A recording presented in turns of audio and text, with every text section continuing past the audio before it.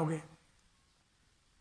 पर्यटक स्थल यहाँ पर आपको बताया, मंसूरी, देहरादून, ऋषिकेश, हरिद्वार, ये धार्मिक स्थल हैं। और जिम कॉर्बेट राष्ट्रीय उद्यान जो है यहाँ पर 1935 में स्थापित हुआ था। जिम कॉर्बेट, जिसको कि जिम नाम के एक व्यक्ति थे जो प्रकृति प्रेमी थे और उनको जीवों से बड़ा लगाव था, और उन्होंने इसकी पहल की और उन्हीं के नाम पर जिम कॉर्बेट की स्थापना 1935 में हुई। कभी कभी प्रश्न आ जाता है भारत का प्रथम राष्ट्रीय उद्यान कहाँ है? उत्तरांचल में। और वो राष्ट्रीय उद्यान का नाम क्या है? तो जिम कॉर्बेट राष्ट्रीय उद्यान, जहाँ पर कि शेर, चीते आदि पाले जाते हैं। अब थोड़ा सा चर्चा करना चाहूँगा। यहाँ आपके गंगोत्री, यमुनोत्री, बद्रीनाथ, केदारनाथ, ये सभी हिंदुओं के पवित्र स्थल हैं। तो ये तो बहुत बड़ा व्यापक विषय है, पर थोड़ी चर्चा करना चाहूँगा कि बद्रीनाथ से जब अलकनंदा नदी आगे बढ़ती है तो रास्ते में एक नाला टाइप पड़ जाता था। वहाँ हमारे भीम जी, महाभारत काल की बात है, जाते हैं और एक बड़ा सा पत्थर रख देते हैं। तो बद्रीनाथ के बाद में आपको भीम पुल मिलता है, और भीम पुल में जैसे पत्थर रखते हैं तो उनको घमंड आ जाता है कि मुझसे बलवान कोई नहीं है। आगे जाते हैं तो फिर मिल जाता है हनुमान चट्टी। हनुमान जी को आपने देखा होगा महाभारत के सीरियल में कि हनुमान जी फिर भीम का घमंड तोड़ते हैं, और फिर भीम हनुमान जी से माफ़ी मांगते हैं। और इसके आगे आप और आगे बढ़ेंगे तो हेमकुंड मिलता है।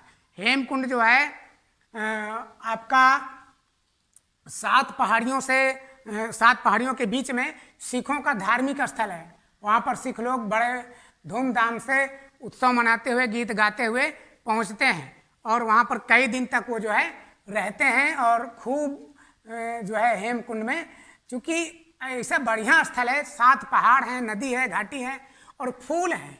चूँकि यहाँ पर फूलों की घाटियाँ भी हैं, 250 प्रकार के फूल पाए जाते हैं।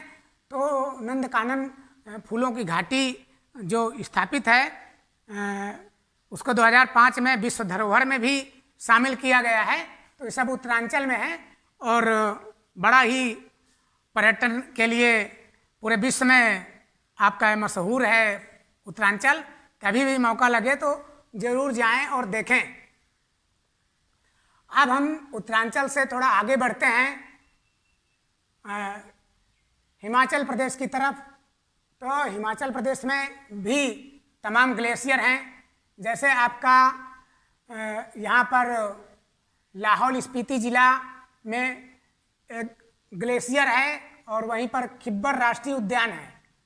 किब्बर राष्ट्रीय उद्यान का क्षेत्रफल सबसे बड़ा है, 2220 वर्ग किलोमीटर, जहाँ पर किब्बर शेर जो है, बब्बर शेर, वो किब्बर जो है एक बड़ी नर्म क्वालिटी का शेर पाया जाता है।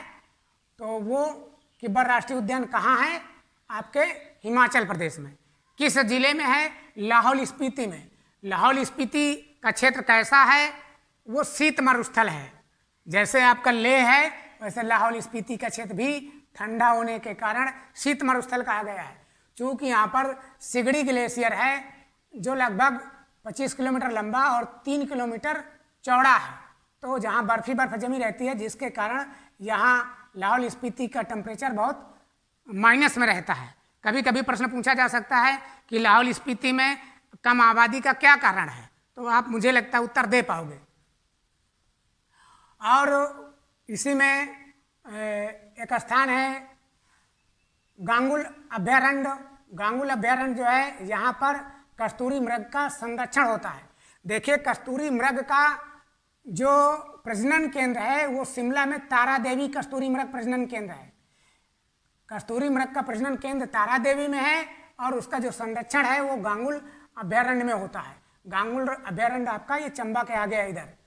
और दूसरी बात देखिए, यहाँ चंबा और खज्जियार ये आपके पर्यटन स्थल हैं, और कुल्लू, मनाली, धर्मशाला, ये सब आपके पर्यटक स्थल हैं। शिमला।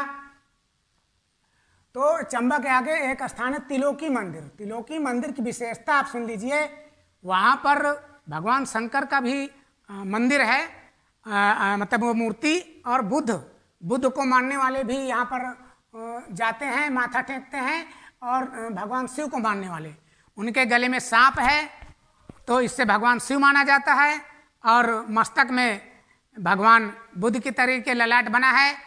तो भगवान बुद्ध और भगवान शिव दोनों की मूर्तियों का संगम त्रिलोकीनाथ मंदिर में है। कभी कभी प्रश्न आ जाता है कि त्रिलोकीनाथ मंदिर की क्या विशेषता है, या जहाँ पर बौद्ध और शिव मानने वाले किस मंदिर में जाते हैं, तो आपका उत्तर होगा त्रिलोकीनाथ मंदिर में।